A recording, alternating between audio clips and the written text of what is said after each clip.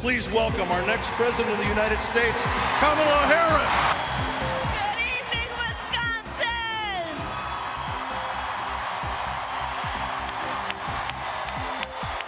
And it's great to be back in Madison!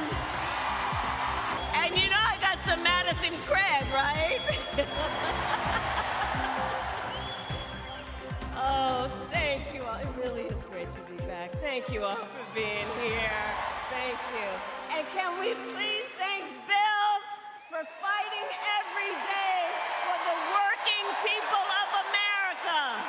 And to everyone at Teamsters Joint Council 39, I am so honored and grateful for your endorsement. I will work so closely with you as we always have, and we will win. And we will win. And we will win. And it's so great to be with all of the leaders. We're full of leaders, including our dear friend and your governor, Tony Evers, Senator Tammy Baldwin, who you will re-elect to the United States Senate, Representative Pocan, Mayor Rhodes Conway. And I have to give a special thanks to the mayor because the last time I was in Madison, we went to the house where I lived when I was 5 years old, here in Madison. So many of you know, and my sister Maya's here, so our parents taught at the University of Wisconsin-Madison, and so for a period of time. So every time I land, the governor says, welcome home. So thank you all to all the leaders who are here, elected leaders and community leaders and just neighborhood leaders, family leaders, all that you are. Thank you. So here we are. All right, we got work to do. 46 days until the election. 46 days until the election. And what we know, this is going to be a tight race until the very end. So let's not pay too much attention to the polls, because let's be clear, we are the underdog in this race, and we have some hard work ahead of us. But here's the thing, we like hard work. We like hard work. Hard work is good work. Hard work is joyful work. And with your help in November, we will win. So some of you might have seen the debate last week that I had with Donald Trump. It was fun. And I talked about issues that matter to families across America, like bringing down the cost of living, investing in America's small businesses, protecting reproductive freedom, and keeping our nation safe and secure. But that is not what we heard from Donald Trump. Instead, it was the same old tired show, the same old tired playbook we've heard for years, with no plan on how he would address the needs of the American people. Well, folks, it's time to turn the page. And America is ready to chart a new way forward. We are ready. We are ready for a new generation of leadership that is optimistic about what we can do together. Because we're tired of all that division and hate they're pushing. We here know the vast majority of us have so much more in common than what separates. And that's what our campaign is about. Understanding that this is a people-powered campaign, that this is a campaign about building community, building coalitions, reminding us all that we are all in this together, and that we're gonna be good and all right. We're in this together. Which is why Democrats, Republicans, and independents are supporting our campaign. Because they want a president, we want a president who works for all the American people. And I promise you that is the kind of president I will be. Now, many of you know my background. My entire career, I have fought for the people. As a young courtroom prosecutor in Oakland, I stood up for women and children against predators who abuse. As Attorney General of California, I took on the big banks and delivered $20 billion for middle-class families who faced foreclosure because of predatory lending practices. I stood up for veterans and students who are being scammed by the big for-profit colleges, and for workers who are being cheated out of the wages they were due, and for seniors facing elder abuse. And as president, I will fight on behalf of all communities and all Americans, and together we will build a brighter future for our nation. Together, we will build a future where we build what I call an opportunity economy, so every American has the opportunity to own a home, to build wealth, to start a small business. And I'll tell you, I love our small businesses. For the small business leaders who are here, can you raise your hand? Our small business leaders are extraordinary. So, you know, growing up, before our mother could afford to buy a house, we lived in an apartment above a child care center. It was owned by a woman by the name of Mrs. Shelton, and she helped raise my sister Maya and me, because my mother worked long days and sometimes on weekends. We called Miss Shelton our second mother, and she was a small business owner. So from childhood, I have known the character and work ethic of our small business owners. And I know small business owners are the backbone of America's economy, which is why my plan offers a new way forward and will give a $50,000 tax deduction to help entrepreneurs start their small businesses. I also know we need to build more housing in America. You know, my mother saved up for years, and when I was a teenager, she was finally able to buy her first home. I know what that dream is like. I know what it is like for people to work hard and to save up and have a dream that is about the dignity of their work and an investment in their future, the future of their family, an investment in the pride they so rightly deserve because of their hard work. But right now on the affordable housing issue, look, we have a shortage of housing in America, and it's contributing to driving up prices. So with my plan, we are going to cut red tape and work with the private sector to build 3 million new homes by the end of my first term. And provide first-time home buyers with $25,000 in down payment assistance so they can just get their foot in the door. Because unlike my opponent, who was basically handed $400 million on a silver platter and then filed bankruptcy 6 times, we know that most people need to just have the opportunity to add their foot in the door to achieve their dream and their aspiration. We also need to lower the cost of living, because while our economy is doing well by many measures, prices for everyday necessities like groceries, you know it and I know it.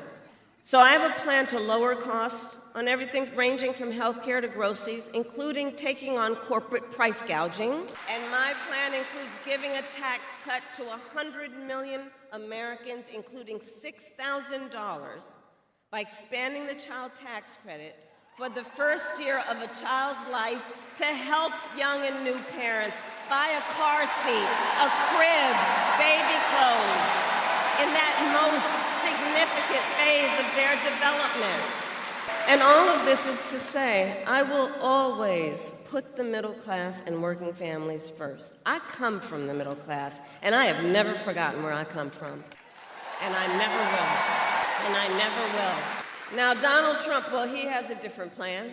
And in many ways, you've heard me say before, he is an unserious man. But the consequences of putting him back in the White House are extremely serious. Extremely serious. Just Google Project 2025. By the way, can you believe they put that thing in writing? I mean, they put it in writing, they had it bound, and they handed it out. And if you get your hands on it or just Google it, let me tell you, it's a detailed and dangerous blueprint for what he will do if he were elected president again. If Donald Trump, well, you know what? The courts will take care of that. Let's take care of him in November. We'll take care of him in November. How about that?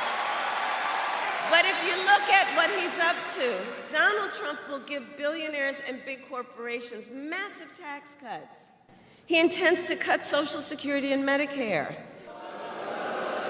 And he wants to impose what I call a Trump sales tax, because here's the thing. What he is proposing would be a 20% tax on everyday necessities, basic necessities, which economists estimate will cost most working families more than $4,000 a year. Think about that. And on top of all of that, he intends to end the Affordable Care Act. Remember, he tried 60 times when he was president. In fact, together with Tammy, I was a United States Senator. On the floor, I don't know where she is right now, but she'll remember, and we've talked about this. We were on the floor of the United States Senate in the middle of the night when one of those votes was up, when they were trying to get rid of the Affordable Care Act. And we were all standing around after we all voted to check the Affordable Care Act, and we were all standing around. And then the big wooden doors to the Senate well opened, and in walked the late, great John McCain. Remember that? And he said, "No, you don't." He said, "No, you don't." Remember that? But we were up against those kinds of attacks when he was president last time, and as he said in the debate, he intends to replace it, but has no plan. In fact, he has, quote, concepts of a plan. No actual plan, concepts. So, aside from that being laughable, it's very serious, because he's basically saying he would threaten the health insurance of 45 million people in our country based on a concept, and take us back. Remember those days when insurance companies could deny people with pre-existing conditions? Remember what that was like? Well, brother, we are not going back. We are not going back. We are not going back. We will not go back. No, we are not. We will move forward. And just like Wisconsin's state motto tells us, forward is where we go. Forward is where we go. Because ours is a fight for the future. And ours is a fight for, like, the fundamental freedom of a woman to make decisions about her own body and not have her government telling her what to do. And we remember how we got here. Donald Trump handpicked 3 members of the United States Supreme Court with the intention that they would undo the protections of Roe v. Wade. And they did exactly as he intended, and now in more than 20 states, we have Trump abortion bans, many with no exceptions even for rape and incest. It is immoral. It is immoral. And let us agree, one does not have to abandon their faith or deeply held beliefs to agree the government should not be telling her what to do. Not the government. Not the government. And yet, in our debate, Donald Trump said that everyone wanted to overturn Roe. I have talked with folks who are here. I have talked with women around our country and the people who love them. Women are being denied care during miscarriage. Some only being treated once they develop sepsis. They didn't want this. And we know that women have died because of Trump abortion ban. I was with a mother and the 2 sisters of a woman who died because of Trump abortion bans just last night. You know, and her mother said the worst thing among the pain that she's experiencing is when she heard and reflects on what she was told, that it was preventable. Preventable. And you know, when that decision came down just over 2 years ago, we predicted this would happen. And it's preventable. You know, the young woman, she was a vibrant 28-year-old young woman with a mother of a 6-year-old son. Her name, Amber Nicole Thurman, who I promised her mother I will say her name every time. I will say her name every time. And so Amber was a medical assistant. She had just learned that she was accepted to nursing school. She had her whole future planned out. And her sisters and her mother were describing her to me, and they said, you know, she had such light, and she had ambition, and she had drive, and she was so proud that she had worked so hard, and she was finally gaining independence, that she found an apartment in a safe community. It had a little pool where her son could play, and she was so proud. She was so proud and so hopeful. And then she discovered she was pregnant, and she decided to have an abortion, but because of the Trump abortion ban in Georgia, she was forced to travel out of state to receive the health care that she needed. And when she returned to Georgia, she needed additional care, so she went to a hospital in Georgia. But under the Trump abortion ban, her doctors could have faced up to a decade in prison for providing Amber the care she needed. And so she waited. For 20 excruciating hours, she waited as she deteriorated. And then she reached such a critical state, that the doctors finally operated, and it was too late. And she died of sepsis. And recently, medical experts determined that Amber's death was preventable. Preventable. So understand what a law like this means, what these kinds of laws mean. These kinds of laws under Trump abortion bans. It means doctors may have to wait until the patient is at death's door before they take any action. Nobody wants that. What is he talking about? Nobody wants that. Are we saying we're going to craft now public health policy so that doctors only kick in when you're about to die? This is one example of what is happening around our country right now. And this is a healthcare crisis. And Donald Trump is the architect. So I will say to you, because of why we are here, we're going to get Tammy reelected to the United States Senate. And when Congress passes a bill to restore reproductive freedom, as President of the United States, I will proudly sign it into law. Proudly. And across our nation, we are witnessing a full-on assault on other hard-fought, hard-won fundamental rights and freedoms, like the freedom to vote, the freedom to be safe from gun violence, the freedom to join a union, the freedom to love who you love openly and with pride. So we know what we are up against. We are clear-eyed about what we are up against. And we remember that generations of Americans before us led the fight, and now the baton is in our hands. Now it's in our hands. And so much is on the line in this election, and this is not 2016 or 2020. The stakes are even higher. Because remember, 2 months ago, the United States Supreme Court basically told the former president that he will effectively be immune no matter what he does in the White House. But think about that. Think about what that means. So before, at least, there was some threat of consequence. And now the court has made this decision. Think about that. Just imagine Donald Trump with no guardrails. He who has vowed to be a dictator on day one. He who has called for, quote, the termination of the Constitution of the United States of America. And let us be very clear. Someone who suggests we should terminate the Constitution of the United States should never again stand behind the seal of the President of the United States. Never again. Never again. Never again.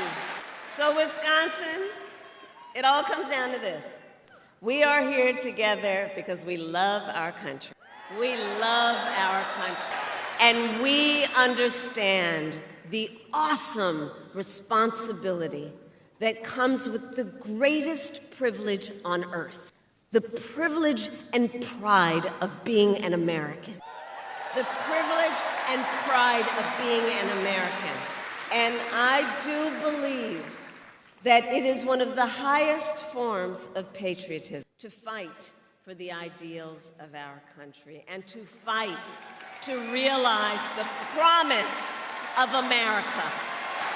So, Madison, Election Day, yes, in 46 days, and early voting has already started in some states. Early voting in Wisconsin starts in just 32 days. And in fact, many of you may have already received your mail-in ballots. Check this out. In-person early voting begins in Virginia and Minnesota today. Today.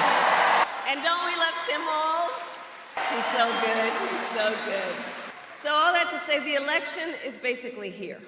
It's basically here, and we have work to do. To energize, to organize, and to mobilize, and to remind everyone, your vote is your voice, and your voice is your power, and never let anyone take your power from you. So, Madison, today I ask you, are you ready to make your voices heard?